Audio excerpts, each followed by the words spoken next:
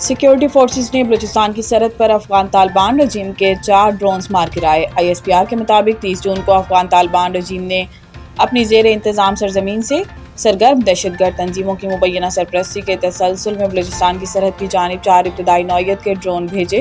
پاکستان کے مضبوط فضائی دفاعی نظام نے ان تمام ڈرونز کی فوری نشاندہی کر لی۔ جاری بیان کے مطابق سیکیورٹی فورسز نے اعلیٰ سطح کی آپریشنل تیاری کا مظاہرہ کرتے ہوئے جدید دفاعی اقدامات کے ذریعے چاروں ڈرونز کو کامیابی سے تباہ کر دیا۔ بروقت اور مؤثر کارروائی کے باعث مبینہ طور پر دشمن کے تمام عزائم ناکام بنا دیے گئے۔ ISPR کے مطابق افغان طالبان رجیم کی جانب سے اس نوعیت کی کارروائیوں کا مقصد اپنی حکومت کے زیر اثر مشکلات کا شکار افغان عوام کی توجہ ہٹانا ہے۔ افغان طالبان کو یہ احساس کرنا چاہیے کہ ان کا غیر ذمہ دارانہ طرز عمل افغان عوام کی مشکلات میں مزید اضافہ کر رہا ہے۔